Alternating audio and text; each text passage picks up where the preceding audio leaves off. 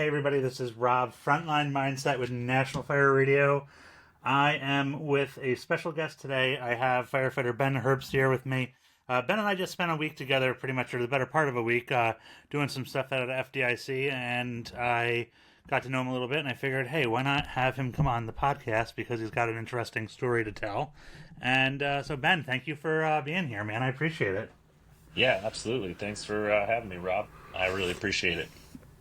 So, I know that you have kind of an interesting story here.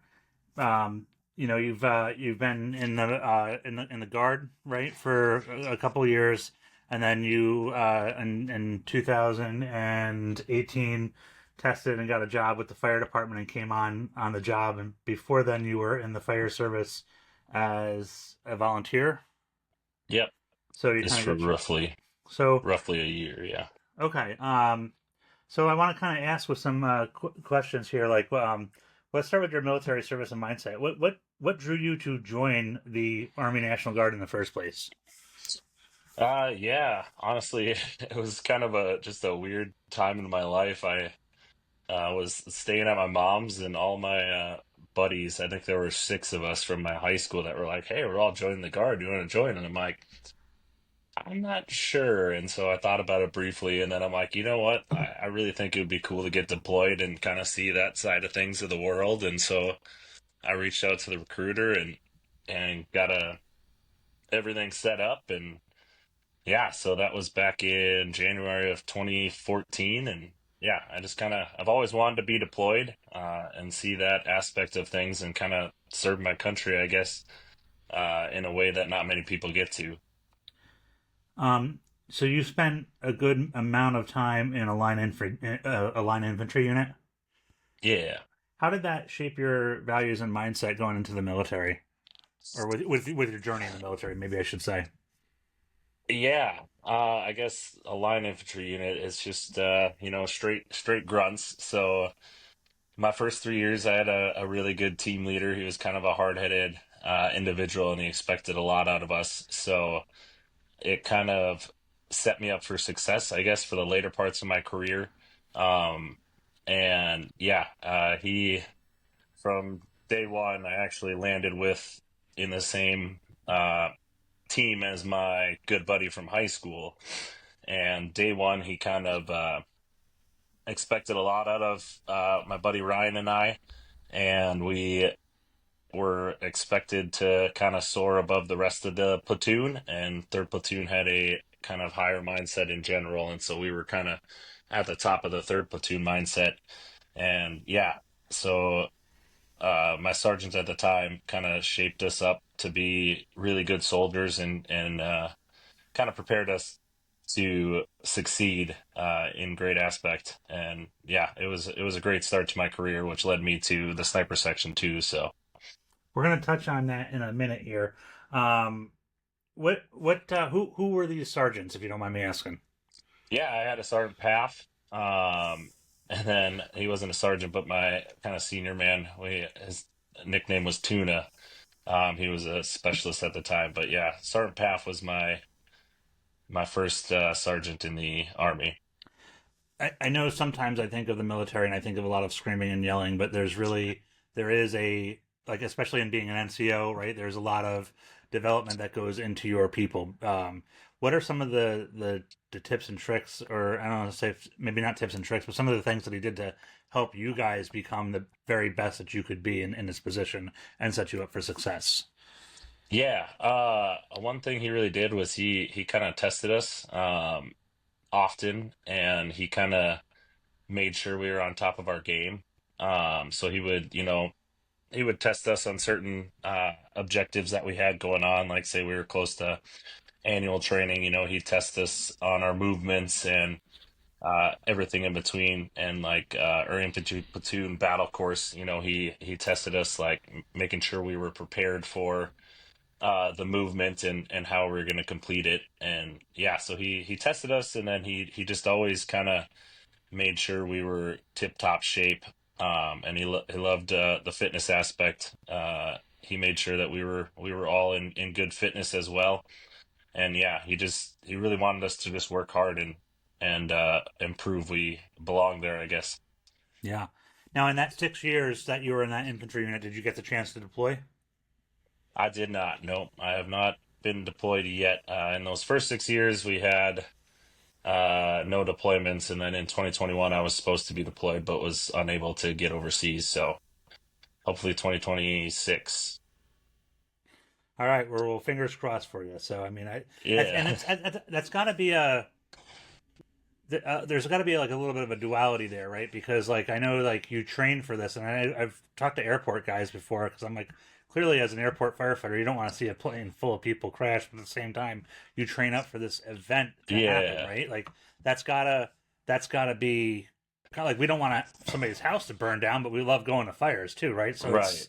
it's kind of the same thing, I would imagine. Yeah, yeah. It's kind of. I've always said the same thing in the fire service, and I guess in the army. I've always said I don't wish bad on people, but I like to be there for those moments that people are experiencing, kind of their worst moment in life. So after 6 years, you have this opportunity to kind of you know you're coming up at the end of the contract, but you decide to extend or get a new contract. I don't know what the terminology is, but you do deal or no deal, and you come into snipers, like the idea to become a sniper and go through that. Um, talk to me about the sniper tryouts and like what pushed you to take the leap and do all this stuff. Yeah, it was kind of another weird time because like every single one of the six people, all of them got out. And so I was just the last one, and I'm like, gosh, do I really stick with this? Do I continue on? Like, I mean, I'm at the end of my contract. I could just be done and wash my hands and move on with my life and just focus on my career. Um, and then sniper tryouts became a thing, and my Sergeant Lewis was my team leader at the time, or squad leader, sorry. And he's like, "Hey, sniper tryouts are coming up. Would you like to partake?" And my instant reaction was, "No, not a chance." I'm like, "I'm getting out here in a few months." And then like over the next yeah, over the next month or so, it kind of sat with me. I'm like, I'm in really good shape right now. I feel like I could do well. I'm like, shoot, why don't we just give it a go? And so I texted him shortly after that, and I was like, hey, I changed my mind. I actually really want to partake in this and give my shot at tryouts. And so yeah, I got my packing list, got everything ready, and then tryouts started. And tryouts was honestly one of the tougher things in my life. Like it was a super hard tryout. It was very good. They beat the crap out of us and beat us down to a point where they wanted to see how you kind of act with your peers when you're at like a really low physical mental point, um, which I thought was great. And so they beat us down and they wanted us to still be really good teammates. And yeah, so it was 24 hours basically of just getting our butt kicked. And then just seeing how we react. And then it all ends with the interview. And yeah, the interview was in front of about probably 20 different people, and they all had some bevies and asked a bunch of random questions and a lot of good questions. And yeah, I guess I impressed them enough to the point of getting selected by my current unit. So What kind of mental preparation and discipline does it take to serve in a sniper section? it's definitely a lot different of a mindset than a line infantry unit. My section leader at the time, and then my new section leader. So I started with a Sergeant Fitzsimmons, and he actually just left the unit to go do bigger, better things. And then now I have Sergeant Haller, and it's a lot more than once a month, one time a month, 2 weeks in the summer. It's we have weekly things that we have to get done. We have weekly check-ins on workouts, like hey, we want to make sure everyone's staying on top of their shape. Because we have a different standard. So like the standard for the Army is 70% on the PT test, which is a joke in most aspects. And so in the sniper section we have an 80%. So we're expected to get above that 80% on every single category.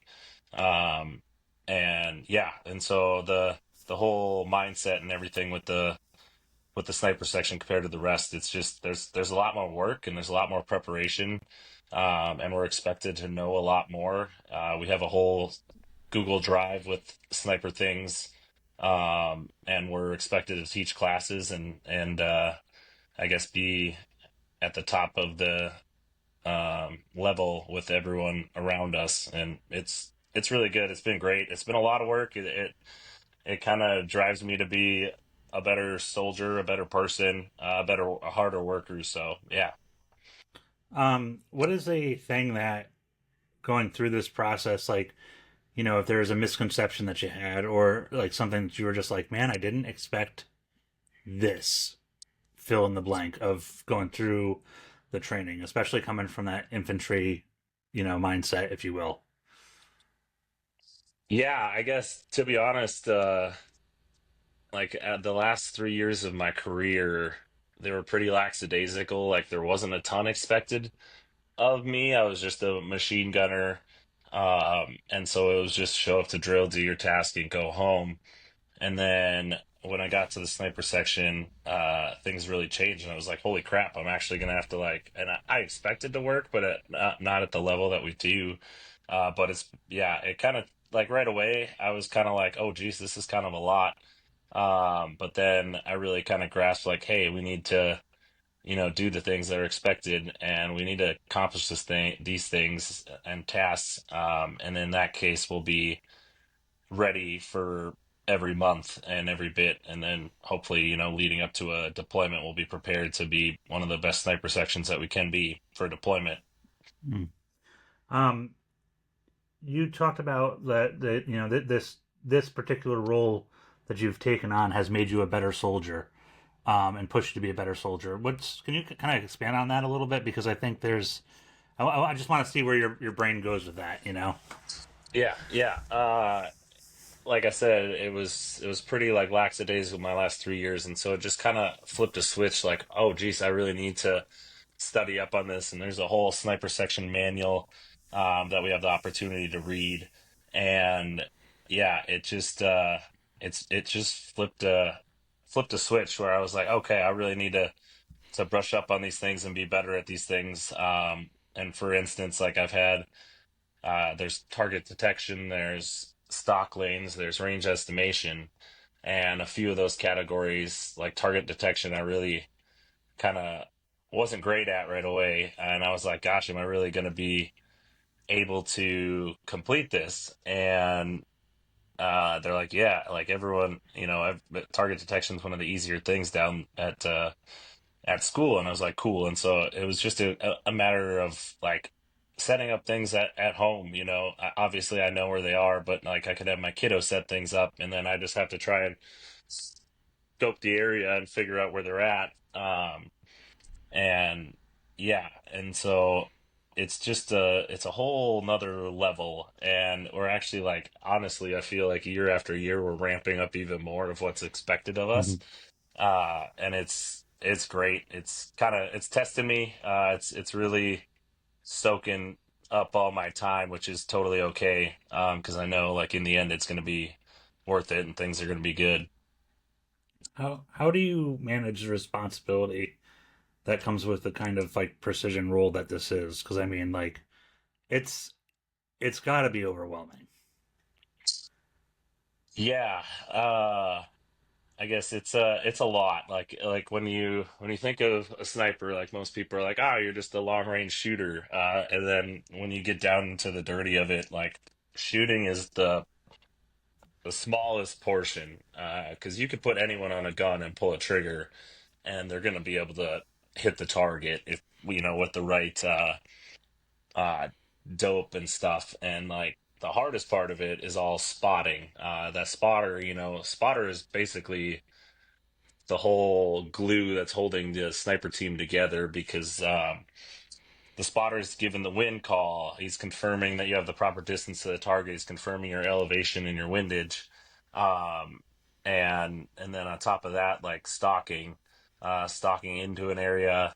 and then we could be on our post, for 24, 48 hours at a time, and we're sitting there, and I'm a pretty squirrely guy, so it's a different I guess mindset to develop, and to be able to sit still and just wait and wait and wait, which, over time I've grown a lot better at it than when I first got in the section in 2020. Yeah, I can't imagine the mental fortitude it takes just to be able to sit in the same spot in a blind or a hide or whatever your terminology is, and just wait or work an area, because it's not, I think Hollywood or even documentaries can make it seem like you can move across 100 yard field easily, but it actually Yeah. takes quite a bit of time to do all of that. Yeah, 100%. Like stock lanes are a slow, slow process, and you're not walking. You're either kneeling or you're legitimately sniper crawling, which is your face in the dirt, uh, face in the dirt and just inching your way closer, closer, so you can't be spotted. And then yeah, sitting in a hide for anywhere for 24 to 48 hours, however long the mission would dictate. So it's a whole different level of patience, I guess. Do you see parallels between the military service and the fire service? Yeah, absolutely. That's what kind of helped me, like when I got into the fire service and got the full-time job. It helped me kind of bridge that gap because, obviously chain of command is extremely huge in the Army. And chain of command is the same thing in the fire service, and it's I'm not going to go straight up to my first sergeant and ask him a question, because that was instilled in me, right away. And this is the same thing. I'm not going to go straight up to my chief and ask him a question that I could have asked my captain or my a senior member, like when I first started. Um, and then just the timely aspect, right? Like we're expected to show up to work on time. The military, if you're not there at 8 a.m., actually, if you're not there at 7:45 or even earlier, they're texting you asking where you're at. And that's the same thing in the fire service. It's show up 15, at least 15, 30 minutes early. Because, the saying, if you're not early, or yeah, like if you're not early, you're not on time. And I full hearted believe in that. Like you don't show up, with 1 minute to spare or even late, because that ends in a bad day, and that just doesn't help your team get prepared. And then yeah, with the chain of command, same thing in the fire service. Everything goes through, your smallest level of chain of command, and then all the way up to the chief, if things ever escalated into that nature. So yeah, like time aspect, chain of command, just overall respect for your superiors and everyone around you. Uh, Kind of the same thing in the army as well. How has your military experience shaped your ability to operate under pressure? Because I know, like, going, you've line infantry, where it to me it seems very black and white of what your job is, right? And then now you're into this role as a sniper, where it's even more, scoped in, so to speak, pun intended. But like, how has that helped as far as operating under pressure? Yeah, honestly, it's been huge. It's really helped shape, I guess, my career in the fire service because like any of our live fire tasks, they are extremely like everything needs to be done to a T, and like if anything gets screwed up, then things can go bad. And so you have that sense of pressure in the military. Um, Especially like infantry, live fire infantry platoon battle course. Like we're operating as a section and moving up on a target and then engaging a target or engaging any enemies on the way.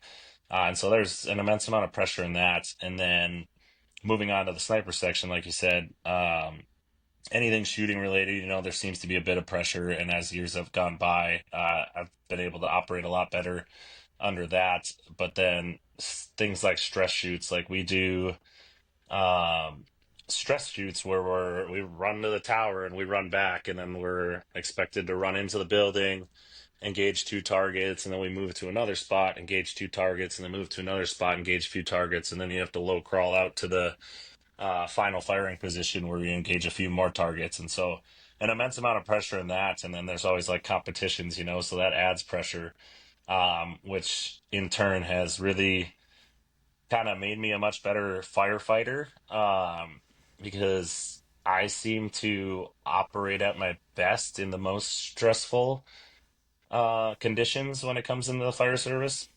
I like a fire, I don't seem to get riled up. And then anything, serious medical calls, cardiac arrest, traumas, things like that. Like I seem to operate best. Like my last code we had, my captain was gone, so I was riding up, and the ambulance crew said the code went really well. Like everything was smooth, everything was operating as it was supposed to. And that's just because I was able to maintain a calm presence, even though, it's a higher stress situation. So yeah, the military's really shaped my calm and composure in the fire service as well. I'd have to imagine there's parallels too, just in like some of the survival stuff because of like if you're running with all your combat stuff, engaging targets, coming up a tower, coming back down, and then having to do a low crawl and get into position. Like you're talking about an elevated heart rate, controlling that, controlling your breathing. And for those who are listening out there, I'm a civilians firearms instructor for especially for concealed carry permits and stuff in New York.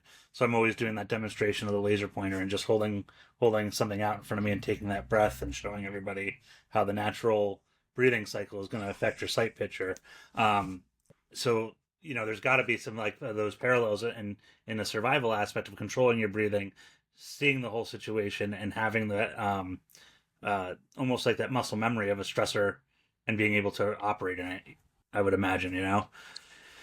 Yeah, exactly. Like the low crawl up, you're at the end of the sequence, and your heart's racing. You're like, I gotta hit these targets.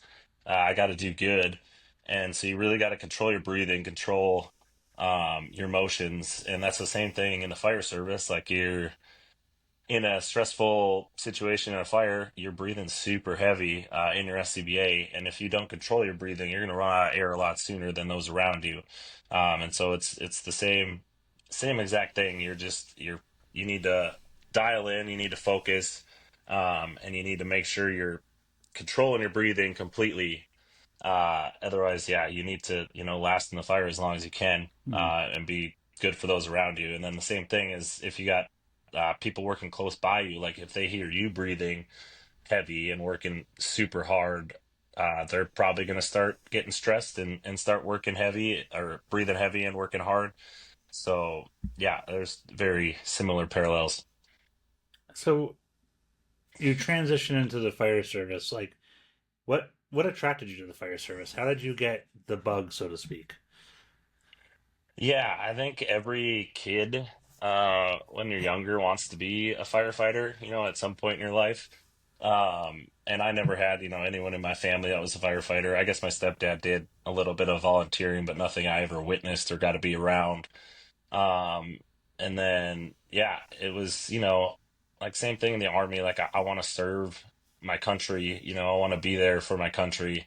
It's the same thing. Like when I got the opportunity, I was actually just working at a gym, and my coworkers like, "Hey, we're doing interviews for uh volunteers. Would you want to do it?" And I was like, "Are you serious? Like this is legit a thing?" And he's like, "Yeah." He's like, "You just got to live in West Fargo, and pass the interview, and then we take you on. We teach you, fire one, fire two, hazmat, all that good stuff." And I was like, "Holy crap!" Like it was just kind of like an eye opening. Like I didn't realize it was a thing because the neighboring department, Fargo, which is a much bigger department, they require 60 college credits, and I didn't have that at the time. So I'm like, "There's Mm. no chance I'm going to be a firefighter for a long time." And then I got this opportunity, and I was just jumping with joy. I'm like, "This is the coolest thing ever." I was there all the time, whenever I could be learning something. So yeah, uh, it was kind of a cool opportunity, and it presented me with a easy opportunity, be there for the community in West Fargo. What was it like going from the volunteer position to like a full time position? Um, yeah, it was honestly for me, it wasn't a super large adjustment because our department was super unique at first. So when I got on volunteer, they actually tested for our first 8 full timers just before I got on. And so they had 8 full timers and they ran a really weird schedule. It was like three days of 12s, three off, two on, two off, and they just did 12 hours. So it was either, excuse me, um, it was either 7 a. You had 4 people, two that did 7 to 7, two that did 9 to 9, and then anytime outside that was volunteer. And so anytime I had the chance to show up for a call outside those hours, I was always rusting the station. But then, like anytime those guys were sick or had a vacation, we were allowed to just pick and choose whatever shifts we wanted.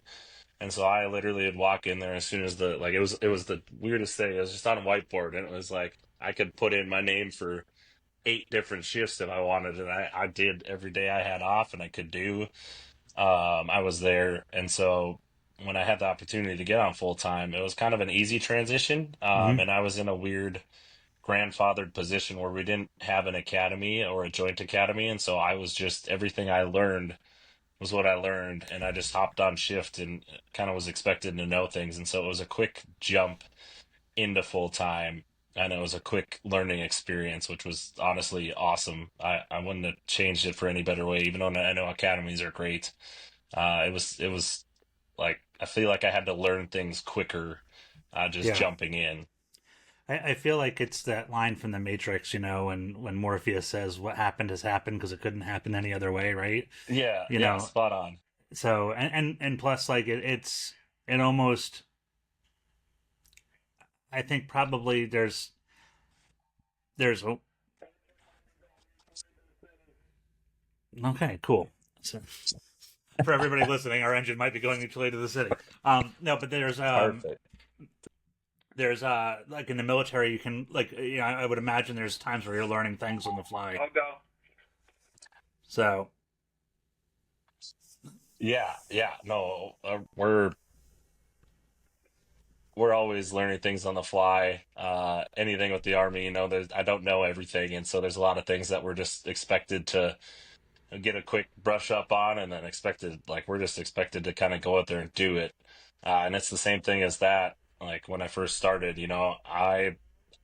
I just got I went to EMT like relatively quick after. But like even on medicals, I had my EMR and I was expected to help out and expected to do things, and then come fire calls and things like that, like I was expected to be the nozzleman and I was expected to be able to search right away. And it was cool. Like my first year, I think we had 8 fires. I had 8 fires, which was huge and the most I've had in my career. And so it was a yeah. lot of just learning on the fly and adapting, and yeah. What? Hold on one second. Let me just. I apparently forgot one radio here. Hold on one second. You're good. Good lord.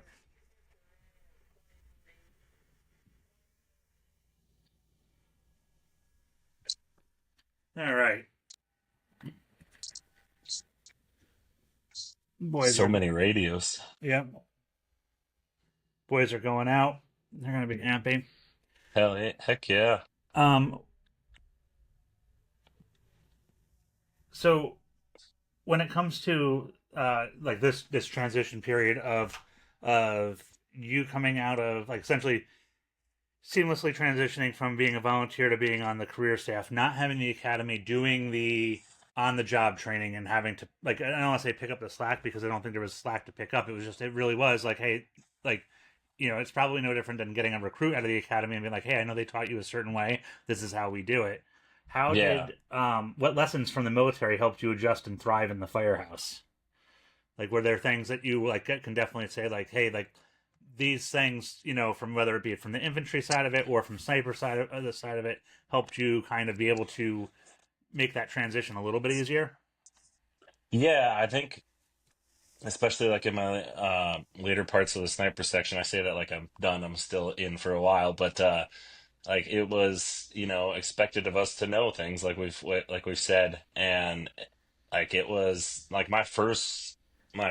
sorry, second drill in the sniper section. They're like, "You guys want to go qual?" And I'm like, "I've never shot a long gun in my life, and I'm expected to go qual." He's like, "Yeah, uh we're gonna go out and qual," and it was a rainy, nasty, just terrible day for shooting. And we set up a nice tarp and a little like tent basically, and we qualled our very first drill seamlessly.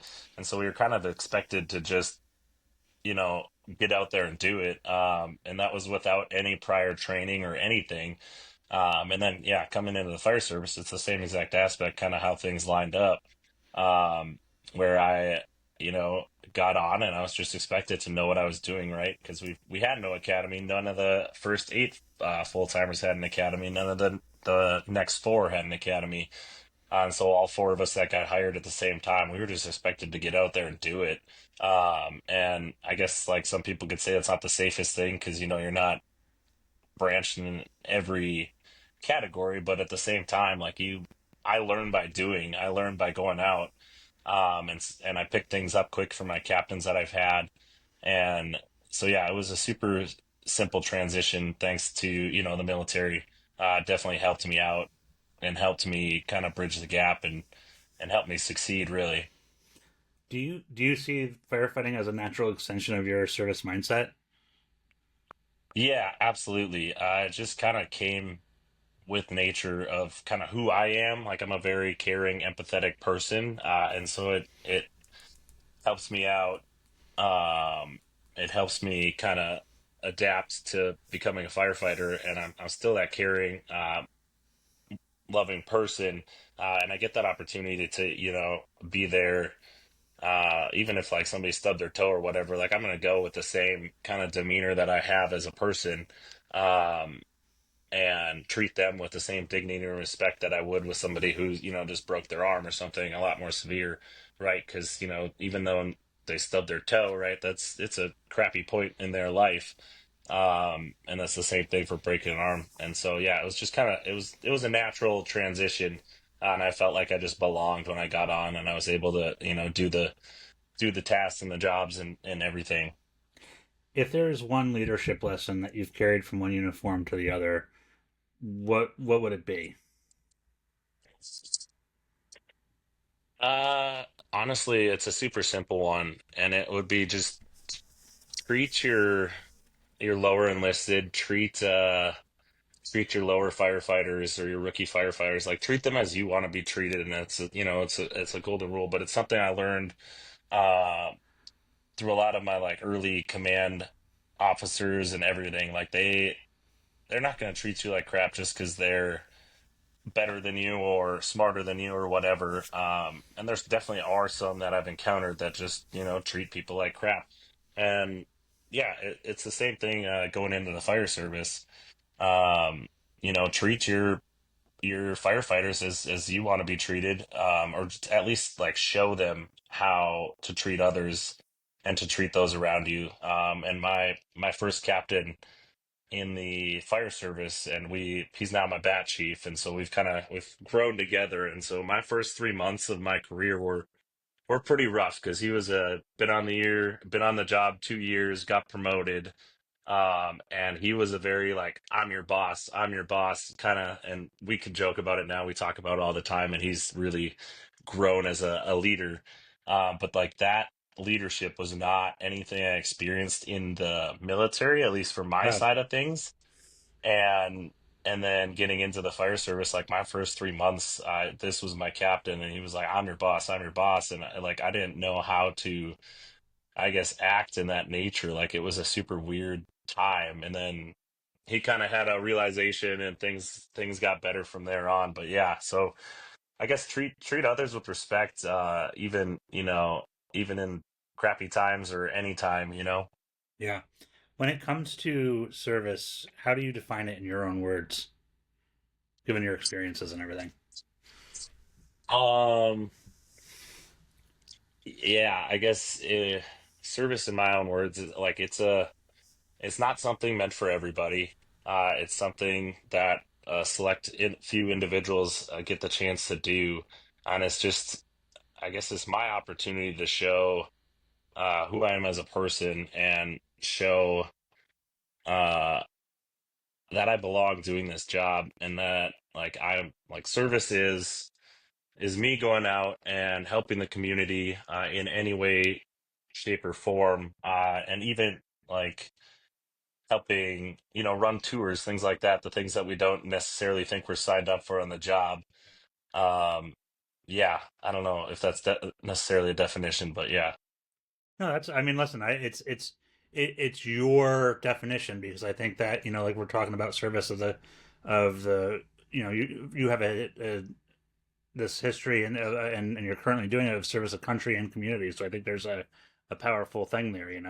Um, Yeah. you know, when you think about serving both your country and your community, what's the drive that you personally have in those roles?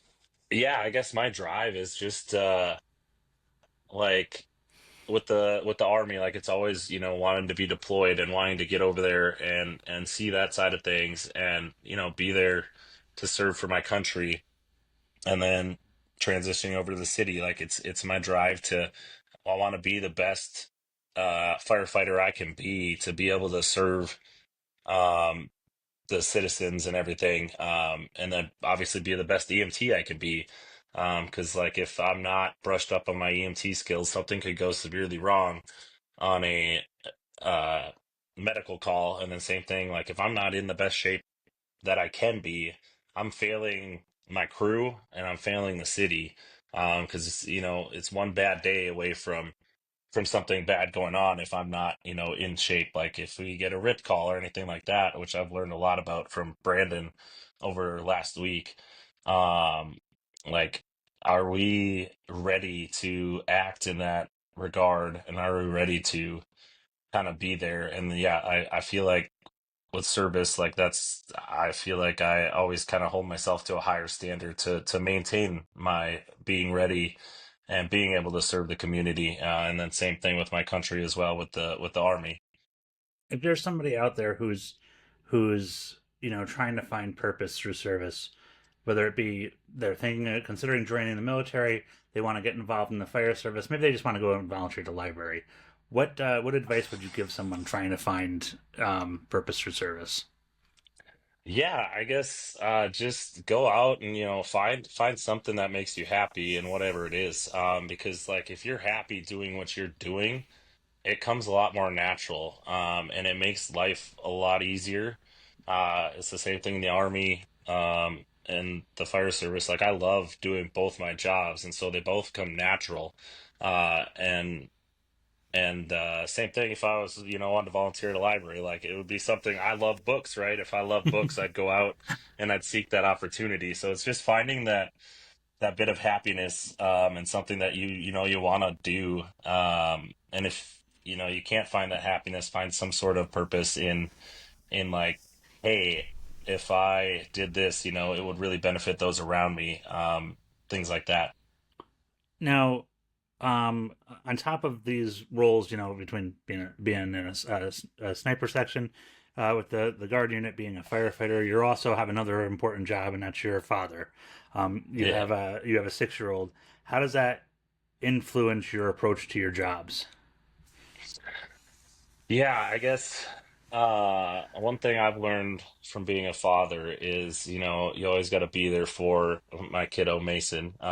He's a wonderful, amazing kiddo, and I always got to be there for him. But the one thing I learned early on is they're always watching what you're doing, and they're Mm. watching how you act and things you do. Um, and it's kind of that same mindset in the fire service of like always act like somebody's watching you. It's the same thing with my kiddo. He's always watching me. And so I try to kind of prove myself to him, and show who I am, to be the best father I can be. For instance, is like I get the luxury of being able to take him to rural training. And he's always asking, like always wanting to do the things that I'm doing. Like he'll watch me force a door. He's like, Dad, I want to do that.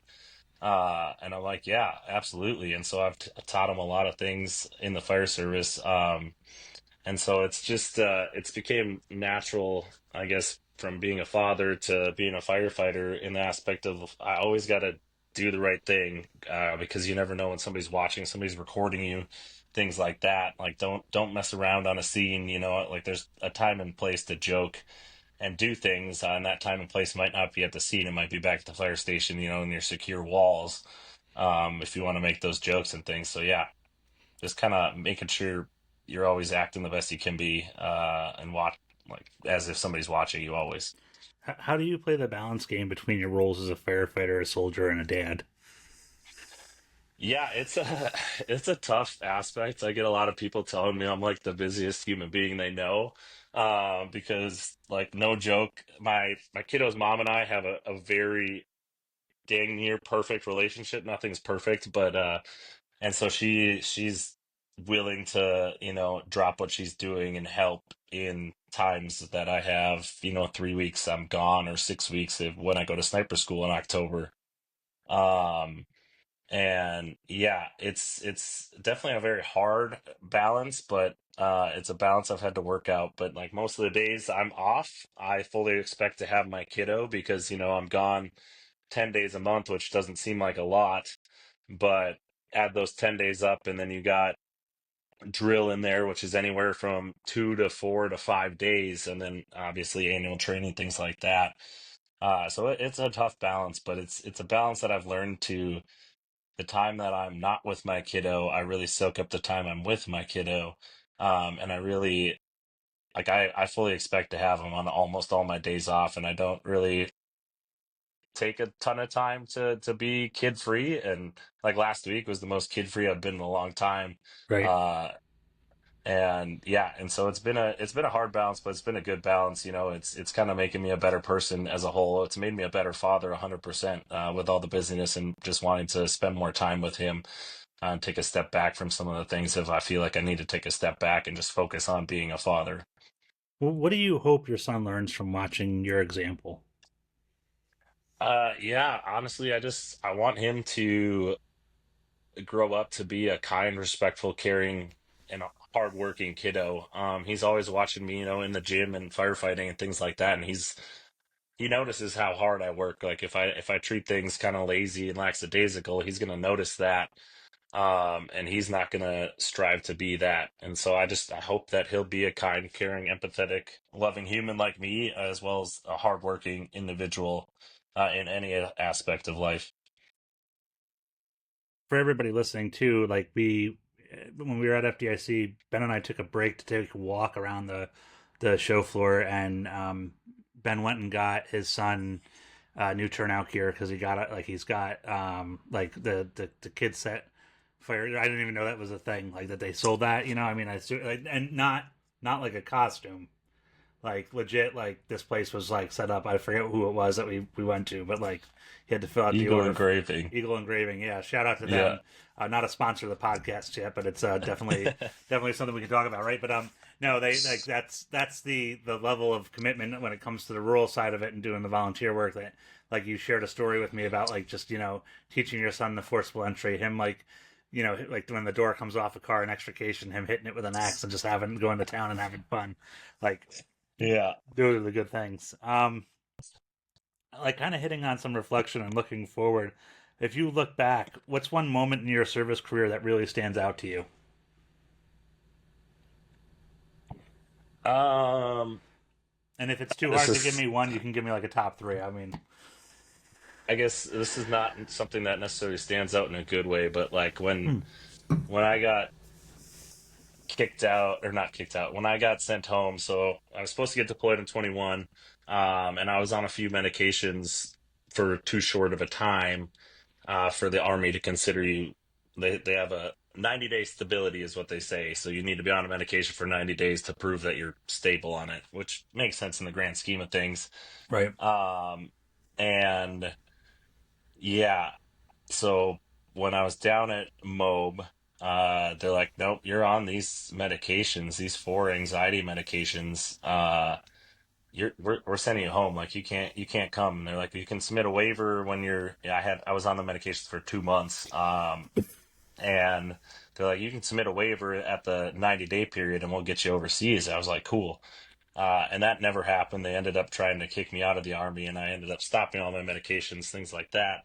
But it was that point of rejection and that point of like, honestly, it just felt like an utter failure to my crew going overseas. I felt like a extreme failure. And so it's something I've taken to a point in my real world of like, just because, I had that fear, that failure, that rejection doesn't mean I'm a bad soldier, doesn't mean I'm a bad person. So it's the same thing in the fire service. Like, just because, I didn't do a certain task or something perfect, near perfection, doesn't mean I suck at my job, right? It just means that I need to work hard, and to kind of hone in everything. And, just because you've reached failure doesn't mean like that's the end game and you just need to be done.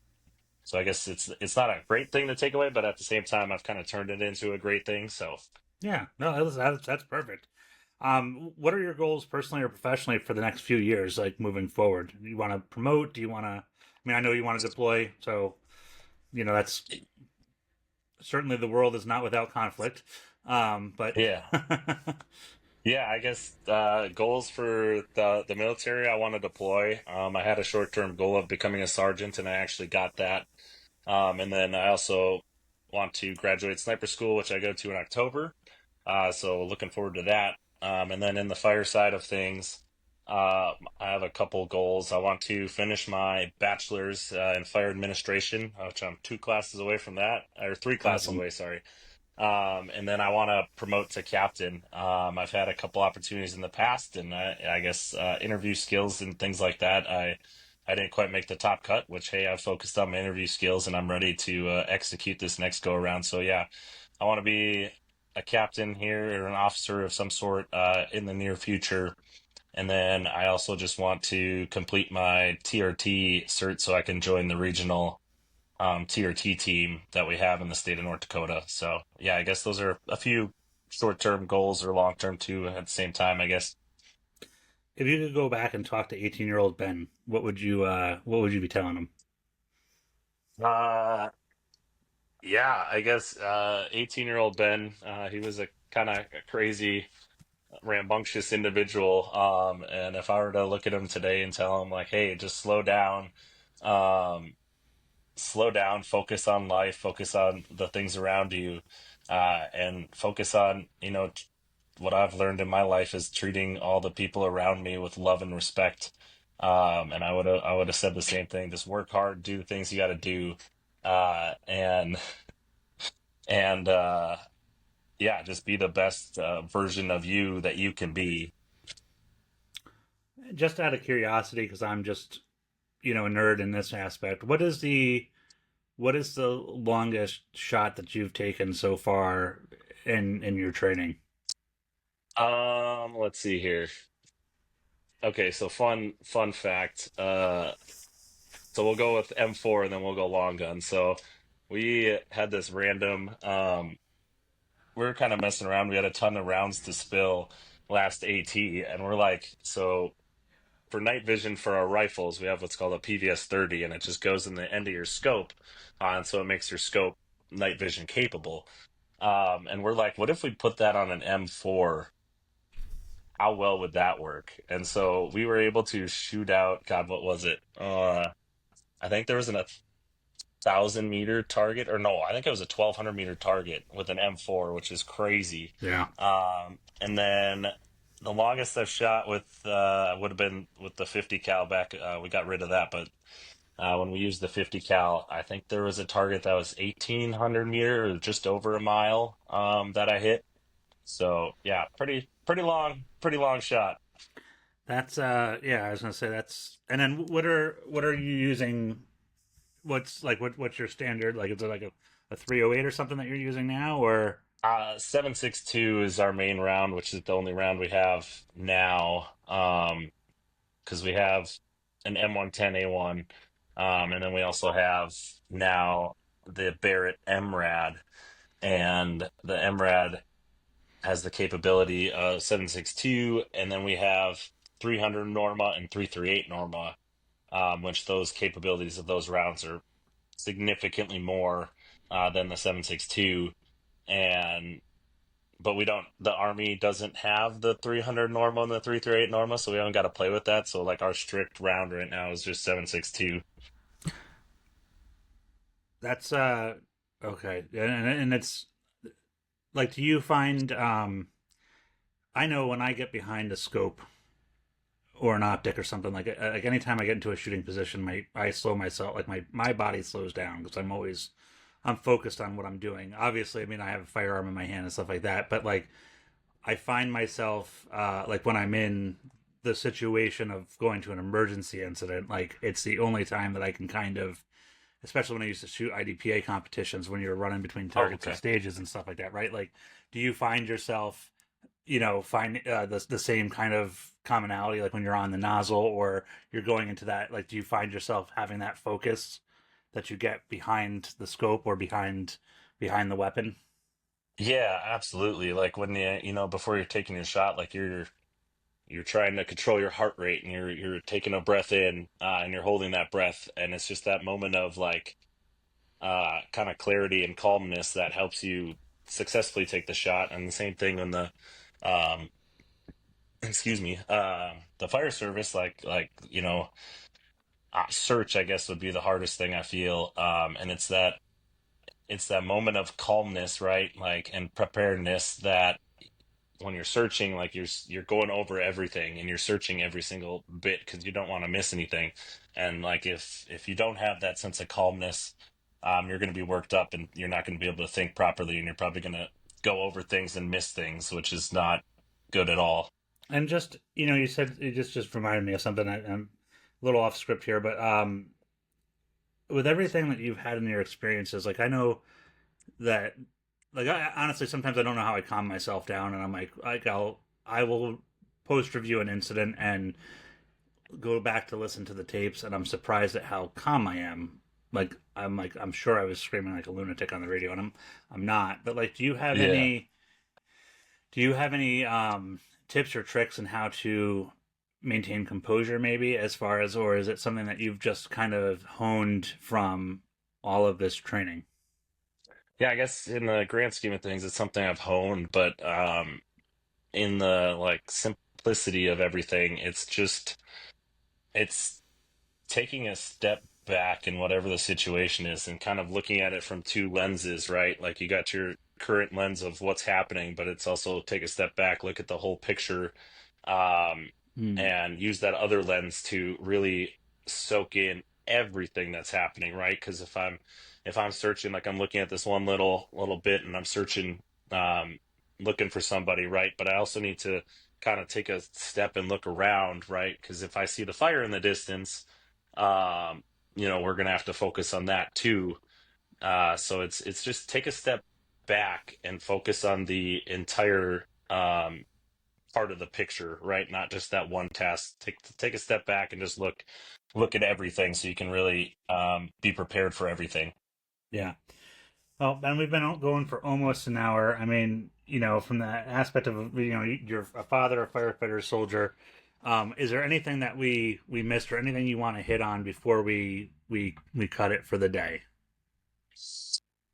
I don't think so. I think we've kind of touched every bit that I was expecting to talk about, and yeah, I think we've hit everything. All right, where can people find you if they want to reach out or something like that?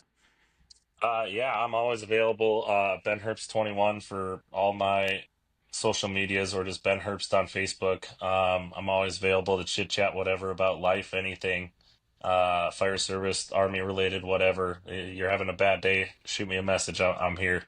That's awesome. Well, Ben, thank you for taking the time to chat with me today. Hang out here for just a minute as we close out. This is Rob from Frontline Mindset with National Fire Radio. Ben Herbst talking about being a father, a firefighter, and a soldier. We thank him today for coming in, and as always, thank you for your service to the country and your community, because it means a lot, and it's an honor for me to do this interview with you today. So we will see you guys out there. Have a good one. Be safe, and we will catch you on the next one.